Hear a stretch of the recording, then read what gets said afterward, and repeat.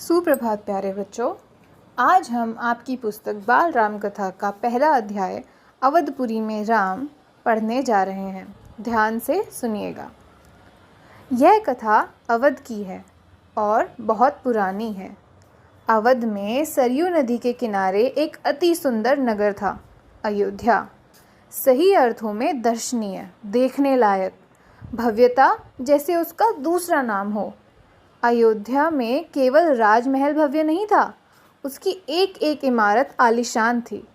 आम लोगों के घर भव्य थे, सड़कें चौड़ी थी, सुंदर बाग बगीचे, पानी से लबालब भरे सरोवर, खेतों में लहराती हरियाली, हवा में हिलती फसलें सरयू की लहरों के साथ खेलती थीं। अयोध्या हर तरह से संपन्न नगरी थी। संपन्नता कोने अंतरे तक बिखरी हुई, सभी सुखी, सब समृद्ध। दुख और विपन्नता को अयोध्या का पता मालूम नहीं था, या उन्हें नगर की सीमा में प्रवेश की अनुमति नहीं थी। पूरा नगर विलक्षण था, अद्भुत और मनोरम। इस पहरे में हमें अयोध्या नगरी की विशेषताओं के बारे में बताया गया है कि किस तरह वहाँ सभी सुखी और समृद्ध थे और पूरी नगरी जो है विलक्षण थी। विलक्षण का अर्थ होता है सबसे अलग, जिसके लक्षण जो है हर किसी जो सामान्यतः साधारणतः होता है उससे कुछ अलग थी, अद्भुत और मनोरम थी। अब आगे बढ़ते हैं। उसे ऐसा होना ही था। वह कौशल राज्य की राजधानी थी। दशरथ वहीं रहते थे। उनके राज में दुख का भला क्या काम। राजा दशरथ कुशल योद्धा और न्यायप्रिय शासक थे। महाराज अज के पुत्र, महाराज रघु के वंशज, रघुकुल के उत्तराधिकारी। रघुकुल की रीति नीति का प्रभाव हर जगह दिखाई देता था। सुख समृद्धि से लेकर बात व्यवहार तक लोग मर्यादाओं का पालन करते थे, सदाचारी थे। पवित्रता और शांति हर जगह थी, नगर में भी, लोगों के मन में भी। तो इस पहरे में हमें ये बताया गया कि अयोध्या जो था राज्य, वो आखिर ऐसा क्यों था। वो ऐसा इसीलिए था क्योंकि वह कोसल राज्य की राजधानी था और राजा दशरथ वहाँ पर राज करते थे। राजा दशरथ बहुत ही न्यायप्रिय शासक थे और वह रघुकुल के वंशज थे। उनकी रीति नीति के प्रभाव से क्या था, पूरा राज्य सुख समृद्ध था, लोग मर्यादाओं का पालन करते थे और सब खुशी से रहते थे। अगले पहरे की ओर बढ़ते हैं। राजा दशरथ यशस्वी थे, उन्हें किसी चीज़ की कमी नहीं थी। राज सुख था, कमी होने का प्रश्न ही नहीं था। लेकिन उन्हें एक दुख था, छोटा सा दुख, मन के एक कोने में छुपा हुआ। वह रह रहकर उभर आता था, उन्हें सालता रहता था। उनकी कोई संतान नहीं थी। आयु लगातार बढ़ती जा रही थी। उनकी 3 रानियां थीं, कौशल्या, सुमित्रा और कैकेयी। रानियों के मन में भी बस यही एक दुख था, संतान की कमी। जीवन सूना सूना लगता था। राजा दशरथ से रानियों की बातचीत प्रायः इसी विषय पर आकर रुक जाती थी। राजा दशरथ की चिंता बढ़ती जा रही थी। जिस तरह से हमने देखा कि अयोध्या नगरी में किसी तरह की कोई कमी नहीं थी, राजा को भी किसी तरह का कोई दुख नहीं था सिवाय एक दुख के कि उनकी कोई संतान नहीं थी, और यही दुख उनके मन को परेशान करता रहता था। तीनों रानियाँ, जो उनकी 3 रानियाँ थी, कौशल्या, सुमित्रा और कैकेयी, उनके मन में भी सिर्फ यही एक दुख था। और ज़्यादातर उन लोगों की जो बातें थी, राजा दशरथ की और उनकी रानियों की जो बातें होती थी, ज़्यादातर इसी विषय पर आकर रुक जाती थी। और राजा दशरथ की जैसे उम्र बढ़ती जा रही थी तो उनकी चिंता भी इसको लेकर बढ़ती जा रही थी। वह भी चित्र देख सकते हैं जो आपकी पुस्तक में दिया हुआ है। अब अगले पहरे की ओर बढ़ते हैं। बहुत सोच विचार कर महाराज दशरथ ने इस संबंध में वरिष्ठ मुनि से चर्चा की। उन्हें पूरी बात विस्तार में बताई। रघुकुल के अगले उत्तराधिकारी के बारे में अपनी चिंता बताई। मुनि वशिष्ठ राजा दशरथ की चिंता समझते थे। उन्होंने दशरथ को यज्ञ करने की सलाह दी। पुष्टेष्टि यज्ञ। महर्षि ने कहा, आप पुत्रेष्टि यज्ञ करें। महाराज, आपकी इच्छा अवश्य पूरी होगी। तो ये परेशानी लेकर वह वशिष्ठ मुनि के पास गए और वशिष्ठ मुनि ने उन्हें पुत्रेष्टि यज्ञ नामक एक यज्ञ करने को कहा और उन्होंने कहा, ये यज्ञ करके आपकी जो मनोकामना है, इच्छा है, अवश्य पूरी होगी। यज्ञ महान तपस्वी ऋष्यशृंग की देखरेख में हुआ। पूरा नगर उसकी तैयारी में लगा हुआ था। यज्ञशाला सरयू नदी के किनारे बनाई गई। यज्ञ में अनेक राजाओं को निमंत्रित किया गया। तमाम ऋषि मुनि पधारे। शंख ध्वनि और मंत्रोच्चारण के बीच एक एक कर सबने आहुति डाली। अंतिम आहुति राजा दशरथ की थी। तो यहाँ पर हमने देखा कि किस तरह उस जो यज्ञ होना था उसको कैसे संपन्न किया गया। यज्ञ पूरा हुआ। अग्नि के देवता ने महाराज दशरथ को आशीर्वाद दिया। कुछ समय बाद दशरथ की इच्छा पूरी हुई। तीनों रानियां पुत्रवती हुई। महारानी कौशल्या ने राम को जन्म दिया चैत्र माह की नवमी के दिन। रानी सुमित्रा के 2 पुत्र हुए, लक्ष्मण और शत्रुघ्न। रानी कैकेयी के पुत्र का नाम भरत रखा गया। राजमहल में खुशी छा गई। नगर में बधाइयाँ बजने लगी, मंगल गीत गाए गए। हर ओर खुशी, उत्सव जैसा दृश्य। राजा दशरथ प्रसन्न थे। उनकी मनोकामना पूरी हुई। प्रजा प्रसन्न थी कि दशरथ की चिंता दूर हुई। नगर में बड़ा समारोह आयोजित किया गया, धूमधाम से। आयोजन में दूर दूर से लोग आए। राजा दशरथ ने सबको पूरा सम्मान दिया, उन्हें कपड़े, अनाज और धन देकर विदा किया। अब जैसा कि हमने देखा कि यज्ञ के बाद राजा की मनोकामना पूरी हुई और तीनों रानियों ने पुत्रों को जन्म दिया। रानी कौशल्या ने श्री राम को जन्म दिया।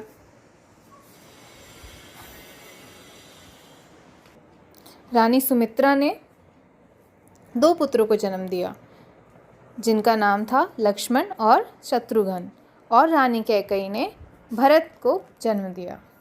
इसके बाद राजमहल में खुशियां छा गई और उत्सव का माहौल हो गया। जो भी लोग उत्सव में सम्मिलित हुए, महाराज दशरथ ने उनका बहुत सम्मान किया, उन्हें कपड़े, अनाज और धन देकर विदा किया। चारों राजकुमार धीरे धीरे बड़े हुए। वे बहुत सुंदर थे, सुदर्शन। साथ खेलने निकलते तो लोग उन्हें देखते रह जाते। आंखें उनसे हटती ही नहीं थी। चारों भाइयों में आपस में बहुत प्रेम था। वे अपने बड़े भाई राम की आज्ञा मानते थे। खेल कूद में लक्ष्मण प्राय राम के साथ रहते। भरत और शत्रुघ्न की एक अलग जोड़ी थी। और बड़े होने पर राजकुमारों को शिक्षा दीक्षा के लिए भेजा गया।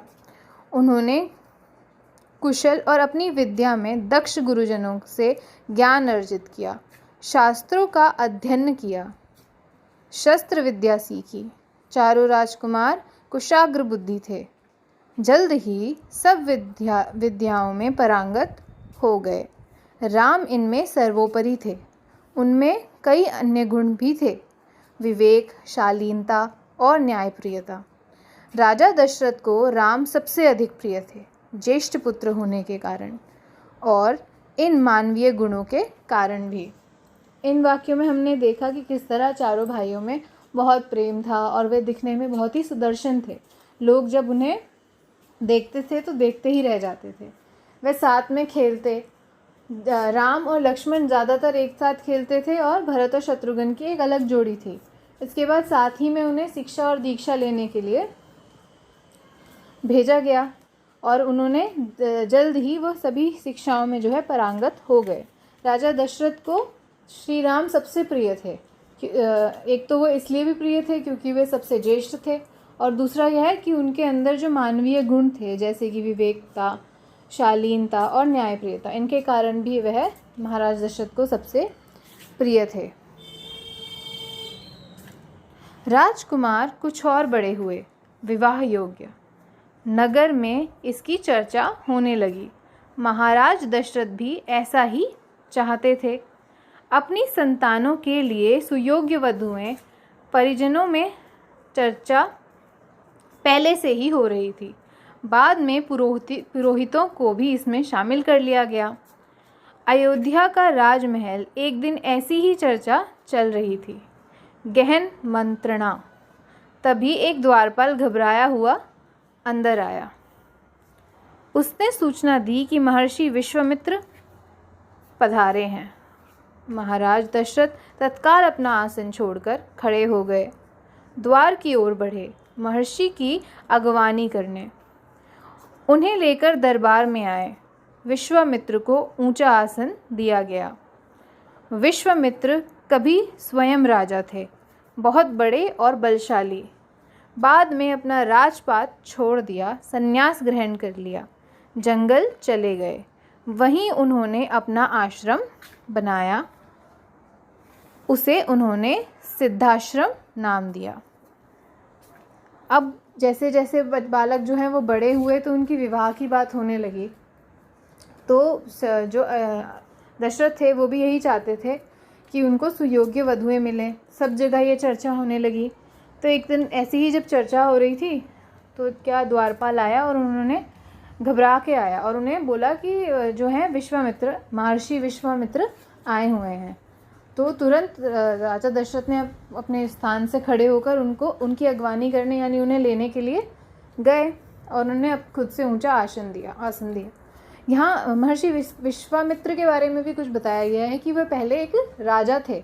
उसके बाद उन्होंने अपना राजपाट त्याग कर संन्यास ग्रहण किया और जो आश्रम उन्होंने बनाया उसका नाम था सिद्धाश्रम। महर्षि की स्वागत सत्कार के बाद दशरथ ने कहा, महर्षि आज्ञा दें, मैं आपकी क्या सेवा कर सकता हूँ? आप अपने मन की बात कहिए, आपकी आज्ञा का पूरी तरह पालन होगा। राजन, मैं जो मांगने जा रहा हूँ उसे देना आपके लिए कठिन होगा। आप आज्ञा दीजिए महर्षि, मैं उसे पूरा करने के लिए तत्पर हूँ, बिल्कुल नहीं हिचकूंगा। उसके बाद जो राजा दशरथ थे उन्होंने महर्षि विश्वामित्र से पूछा कि आपकी क्या आज्ञा है, मैं आपके लिए क्या कर सकता हूँ। तो जो विश्वामित्र थे उन्होंने बोला, जो मैं आपसे मांगने जा रहा हूँ आपके लिए कठिन होगा। लेकिन इसके उत्तर में जो राजा दशरथ थे उन्होंने कहा कि आप आज्ञा दीजिए, मैं बिल्कुल भी नहीं हिचकूंगा, मतलब जो काम आप कहेंगे मैं उसे ज़रूर करूँगा। मैं सिद्धि के लिए एक यज्ञ कर रहा हूँ, अनुष्ठान लगभग पूरा हो गया है, लेकिन 2 राक्षस उसमें बाधा डाल रहे हैं। मैं जानता हूँ कि उन राक्षसों को केवल एक ही व्यक्ति मार सकता है, वह राम है। आप अपने ज्येष्ठ पुत्र को मुझे दे दें ताकि यज्ञ पूरा हो। विश्वामित्र ने कहा। दशरथ पर जैसे बिजली गिर पड़ी, वह अचकचा गए। उन्हें उम्मीद ही नहीं थी कि मुनिवर उनसे राम को मांग लेंगे, उनके ज्येष्ठ पुत्र, उनके सबसे प्रिय। दशरथ चिंता में पड़ गए। अब विश्वामित्र जो थे उन्होंने क्या मांगा?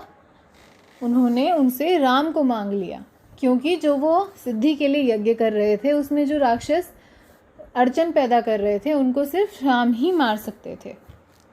तो ये बात सुनकर दशरथ की क्या प्रतिक्रिया थी कि वह बहुत ही ज़्यादा अचकचा गए, परेशान हो गए, क्योंकि उन्होंने बिल्कुल नहीं सोचा था, उनको उम्मीद ही नहीं थी कि वो इस तरह का कुछ मांग लेंगे और वे चिंता में पड़ गए। विश्वामित्र दशरथ की दुविधा समझ रहे थे। उन्होंने कहा, मैं राम को केवल कुछ दिनों के लिए मांग रहा हूँ, यज्ञ 10 दिन में संपन्न हो जाएगा। महाराज दशरथ दुखी हो गए, पुत्र वियोग की आशंका से कांप उठे। दरबार में सन्नाटा छा गया। दशरथ की दशा देखकर मंत्री चिंतित थे पर चुप थे। महर्षि वशिष्ठ शांत थे। इतने में दशरथ कांपकर बेहोश हो गए। होश आया तो डर ने फिर उन्हें जकड़ लिया। मूर्छित होकर दोबारा गिर पड़े, संज्ञा शून्य पड़े थे। विश्वामित्र जो थे उन्हें राजा दशरथ की दुविधा समझ में आ रही थी। उन्होंने उनसे कहा कि सिर्फ 10 दिन के लिए वे राम को उनसे मांग रहे हैं और 10 दिन में उनका यज्ञ संपन्न हो जाएगा। परंतु महाराज दशरथ जो थे बहुत ही ज़्यादा दुखी थे और वे इतने चिंतित हो गए कि कांपकर बेहोश हो गए। जब होश आया तो फिर से उनको उसी डर ने पकड़ लिया, उनको फिर से वही डर सताने लगा और वे फिर से मूर्छित हो गए, बेहोश हो गए। महर्षि विश्वामित्र का क्रोध बढ़ता जा रहा था। दरबार सशंकित था किसी अनिष्ट की आशंका से। वे कुछ समझ नहीं पा रहे थे। महर्षि और महाराज के बीच संवाद में कुछ बोलना उचित भी नहीं था। मुनि वशिष्ठ चुपचाप आकर महाराज दशरथ के पास खड़े हो गए। अब ये सब कुछ देखकर जो महर्षि विश्वामित्र थे उनका क्रोध बढ़ता ही जा रहा था, और जो दरबार थे सबको यह आशंका हो रही थी कि कुछ अनिष्ट ना हो जाए, कुछ बुरा ना हो जाए। उनको इस बात की आशंका थी। वे कुछ भी समझ नहीं पा रहे थे और उन्हें ऐसा लग रहा था कि जब वो दोनों विश्वामित्र और राजा दशरथ बात कर रहे हैं तो उनके बीच में उन्हें नहीं बोलना चाहिए। जो महर्षि वो थे वशिष्ठ थे, वह चुपचाप आकर महाराज के पास खड़े हो गए। थोड़ी देर बाद दशरथ उठे। स्वयं को संभालते हुए उन्होंने महर्षि से विनती की, महामुनि, मेरा राम तो अभी 16 वर्ष का भी नहीं हुआ है। वह राक्षसों से कैसे लड़ेगा? राक्षस मायावी हैं। वह उनका छल कपट कैसे समझेगा? उन्हें कैसे मारेगा? इससे अच्छा तो यही होगा कि आप मेरी सेना ले जाएं। मैं स्वयं आपके साथ चलूं, राक्षसों से युद्ध करूं। अब जब राजा जो दशरथ थे वह उठे, स्वयं को संभालते हुए उन्होंने महर्षि से विनती की कि उनका पुत्र अभी छोटा है और वह उन राक्षसों की माया को समझ नहीं पाएगा। उन्होंने उन्हें सुझाव दिया कि मैं आपके साथ यानी राजा दशरथ ने कहा कि मैं आपके साथ चलता हूँ और अपनी सेना को साथ लेकर चलता हूँ, ताकि वो उनसे राक्षसों से युद्ध करके उनके यज्ञ को सिद्ध करवा सकें। महर्षि विश्वामित्र ने कोई प्रतिक्रिया व्यक्त नहीं की। क्रोधित थे पर उसे व्यक्त नहीं कर रहे थे। उन्हें अपने यज्ञ के नियम याद थे। क्रोध करने से यज्ञ खंडित हो जाता, अनुष्ठान अधूरा रह जाता। मैं राम के बिना नहीं रह सकता महामुनि, एक पल भी नहीं। आप राम को छोड़कर जो चाहे मांग लें, उसे मत ले जाइए। मैं राम को नहीं दूंगा, बिल्कुल नहीं। वह मेरी बुढ़ापे की संतान है, मैं उससे बहुत प्रेम करता हूँ। तो जो महर्षि विश्वामित्र थे वह बहुत ही क्रोधित थे, लेकिन उस क्रोध को व्यक्त नहीं कर रहे थे। अपना गुस्सा जो है वो राजा दशरथ को और उनके दरबार को नहीं दिखा रहे थे। क्यों नहीं दिखा रहे थे? क्योंकि जो उन्होंने यज्ञ आयोजित किया था वह उससे खंडित हो जाता। जो उनका अनुष्ठान था कि जो भी सिद्धि पाने के लिए वो यज्ञ कर रहे थे, हमने पढ़ा था ना, तो अगर वो क्रोध करते तो उन्हें वो सिद्धि प्राप्त नहीं होती और उनका यज्ञ खंडित हो जाता। इसलिए वो क्रोध को व्यक्त नहीं कर रहे थे। राजा दशरथ ने कहा कि वह राम के बिना नहीं रह सकते, और वो उन्होंने बोला कि राम को छोड़कर आप कुछ भी मांग लीजिए, मैं आपको दे दूंगा। राम मुझे बहुत प्रिय है, मैं राम को किसी को नहीं दूंगा। महर्षि का क्रोध भभक उठा। दरबार, मंत्रीगण और ऋषि मुनि सख्ते में आ गए। आप रघुकुल की रीति तोड़ रहे हैं राजन, वचन देकर पीछे हट रहे हैं। यह बर्ताव कुल के विनाश का सूचक है। आप जानते हैं कि मैं स्वयं दुष्ट राक्षसों का संहार कर सकता था, लेकिन मैंने संन्यास ले लिया है। अगर आप राम को नहीं देंगे तो मैं यहाँ से खाली हाथ लौट जाऊँगा। महर्षि का क्रोध जो था वो भभक उठा। उन्हें बहुत गुस्सा आया और उन्होंने राजा दशरथ से कहा कि आप अपनी रघुकुल की नीति को तोड़ रहे हैं, वचन देकर पीछे हट रहे हैं, और इससे क्या होगा, उनका जो कुल है उसका विनाश भी हो सकता है। आप जानते हैं कि मैं स्वयं दुष्ट राक्षसों का संहार कर सकता हूँ। उन्होंने कहा कि मैं खुद भी उनका संहार कर सकता हूँ, लेकिन मैं संन्यास ले चुका हूँ। अगर आपने राम को मुझे नहीं दिया तो मैं खाली हाथ लौट जाऊँगा। बात बिगड़ती देखकर मुनि वशिष्ठ आगे आए। महाराज दशरथ को समझाया राम की शक्ति के बारे में, प्रतिज्ञा तोड़ने के संबंध में, महर्षि विश्वामित्र के साथ रहने पर राजकुमार राम को होने वाले लाभों के बारे में। तो बिगड़ती हुई बात को देखकर जो महर्षि वशिष्ठ थे उन्होंने राजा दशरथ को समझाया कि राम उनके साथ रहकर बहुत कुछ सीख भी सकता है और राम योग्य है। उन्होंने ये बताया कि वो योग्य है, वह ये कर सकता है। राजन, आपको अपना वचन पूरा करना चाहिए। रघुकुल की रीति यही है, प्राण देकर भी अपने आपके पूर्वजों के वचन निभाया, प्राण देकर भी आपके पूर्वजों ने वचन निभाया है। आप राम की चिंता ना करें, महर्षि के होते उनका कोई कुछ नहीं बिगाड़ सकता। तो महर्षि वशिष्ठ ने राजा दशरथ को यह समझाया कि आपको अपना वचन पूरा करना चाहिए, क्योंकि रघुकुल की रीति यही है। आपने एक वो भी सुना होगा, एक रघुकुल रीत सदा चली आई, प्राण जाए पर वचन न जाए। इसका मतलब यही था कि उनके पूर्वजों ने भी उन प्राण देकर, अपने जान देकर भी वचन निभाया था, तो उन्हें भी ये वचन निभाना चाहिए। आप राम की चिंता ना करें, महर्षि के होते उनका कुछ नहीं हो सकता। महाराज दशरथ की चिंता कुछ कम हुई, पर मन अब भी खिन्न था। पुत्र बिछोह का दुख सभी तर्कों पर भारी भारी पड़ रहा था।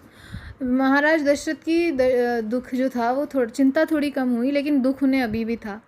जो भी ये सारे तर्क दिए जा रहे थे, जो भी उन्हें सब समझा रहे थे, उन सब पर राम से दूर जाना भारी पड़ रहा था। गुरु वशिष्ठ ने कहा, महाराज महर्षि विश्वामित्र सिद्ध पुरुष हैं, तपस्वी हैं, उनके अनेक गुप्त विद्याओं के जानकार हैं। वह कुछ सोचकर ही यहाँ आए हैं। राम उनसे अनेक नई विद्याएं सीख सकेंगे। आप राम को महर्षि विश्वामित्र के साथ जाने दें, राम को उन्हें सौंप दें। तो जो वशिष्ठ थे उन्होंने समझाया कि विश्वामित्र एक सिद्ध पुरुष हैं, राम उनके साथ जाकर कुछ ना कुछ सीखेगा, ये आप उन्हें उनके साथ जाने दें। दशरथ ने मुनि वशिष्ठ की बात दुखी मन से स्वीकार कर ली, लेकिन वह राम को अकेले नहीं भेजना चाहते थे। उन्होंने विश्वामित्र से आग्रह किया, कहा कि वे राम के साथ उनके छोटे भाई लक्ष्मण को भी ले जाएं। महर्षि विश्वामित्र ने महाराज दशरथ का यह आग्रह स्वीकार कर लिया। राम और लक्ष्मण को तत्काल दरबार में बुलाया गया। महाराज दशरथ ने उन्हें अपने निर्णय की सूचना दी। दोनों भाइयों ने उसे सहर्ष स्वीकार कर लिया, सिर झुकाकर आदर सहित। इसकी सूचना माता कौशल्या को दी गई। बताया गया कि राम और लक्ष्मण वन में जा रहे हैं महर्षि विश्वामित्र के साथ। नितांत गंभीर माहौल में स्वस्ति वचन हुआ, शंख ध्वनि हुई, नगाड़े बजे। महाराज दशरथ ने भावुक होकर दोनों पुत्रों का मस्तक चूमकर उन्हें महर्षि को सौंप दिया। तो जब दशरथ जो थे उन्होंने महर्षि वशिष्ठ की बात सुनी, दुखी मन से उन्होंने स्वीकार किया, परंतु उन्होंने विश्वामित्र के आगे एक यह अपनी बात रखी कि वह राम को अकेले वहाँ नहीं भेजेंगे, वह उसके साथ लक्ष्मण को भी भेजेंगे। और महर्षि विश्वामित्र ने उनकी यह बात स्वीकार कर ली। तत्काल उसी समय राम और लक्ष्मण को वहाँ बुलाया गया और बताया गया। उन्होंने सर झुकाकर यह बात मान ली। और इस जो था उसके बाद माता कौशल्या को भी ये बात बताई गई। नितांत गंभीर माहौल में, जब वहाँ बहुत ही गंभीर माहौल था, उसी में शंख ध्वनि हुई, नगाड़े बजे और भावुक होकर महाराज दशरथ ने दोनों पुत्रों को महर्षि विश्वामित्र के साथ सौंप दिया और उन्हें विदा किया। दोनों राजकुमार बिना विलंब किए महर्षि के साथ चल पड़े बीहड़ और भयानक जंगलों की ओर। विश्वामित्र आगे आगे चल रहे थे, राम उनके पीछे थे और लक्ष्मण राम से 2 कदम पीछे, अपने धनुष संभालते हुए, पीठ पर तुरिण बांधे, कमर में तलवारें लटकाए। तो यह जो पहला अध्याय था हमारा, ये यहीं पर समाप्त होता है।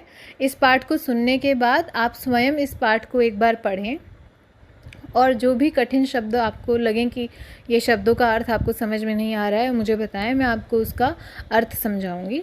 अगला अध्याय हम जल्दी ही करेंगे। धन्यवाद। आपका दिन शुभ हो।